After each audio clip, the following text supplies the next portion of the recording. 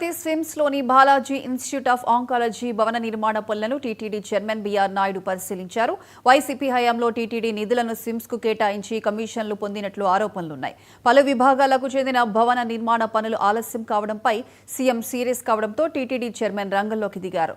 స్విమ్స్లోని రోగులతో మాట్లాడి వైద్య సేవలు, సౌకర్యాలపై వివరాలు తెలుసుకున్నారు. అనంతరం స్విమ్స్ అభివృద్ధిపై స్విమ్స్ డైరెక్టర్ రవికుమార్, పలు విభాగాల అధిపతులతో సమావేశం నిర్వహించారు.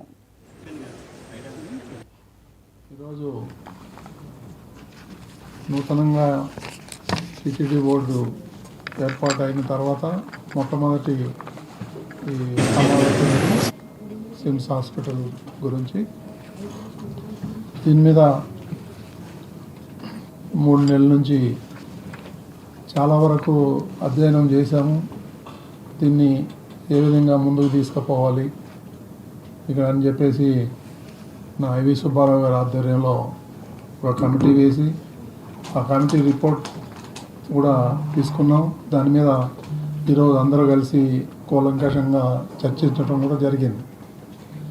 అందులో చాలా విషయాలు ఉన్నాయి, చాలా డెవలప్ చేయాల్సింది ఉంది, దీన్ని ఇంకా ముందుకు తీసుకుపోవాల్సిన అవసరం ఎంతైనా ఉంది అని ఒక నిర్ణయానికి వచ్చాం.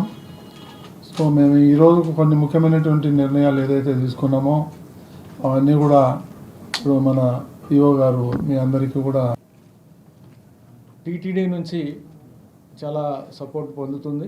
టీటీడీ నుంచి సంవత్సరానికి 60 కోట్ల గ్రాంట్తో పాటు ఎంప్లాయీ హెల్త్ స్కీమ్ నుంచి కానీ, ప్రాణదాన ట్రస్ట్ నుంచి కానీ, అలాగే వివిధ రకాల ట్రస్ట్ల ద్వారా స్విమ్స్కి మోర్ దాన్ 100 crores 100 కోట్లగా పైనే సపోర్ట్ చేయడం జరుగుతుంది. ఇదంతా ఎందుకంటే స్విమ్స్ అనేది ముఖ్యంగా పేద ప్రజల కోసం స్థాపించబడింది. పేద ప్రజలకి ఎన్నో విధాలుగా ఎంతో మంచి సేవ చేస్తున్నారు.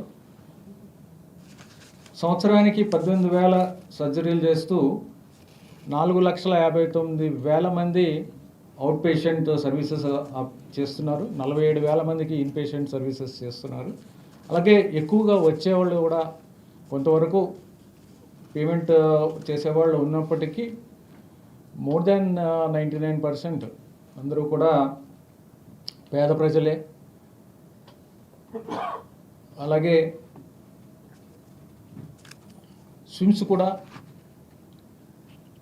ఒక ప్లాన్ ప్రకారం కొత్త కన్స్ట్రక్షన్స్ టేకప్ చేయడానికి నిర్ణయం తీసుకుని కొత్త కన్స్ట్రక్షన్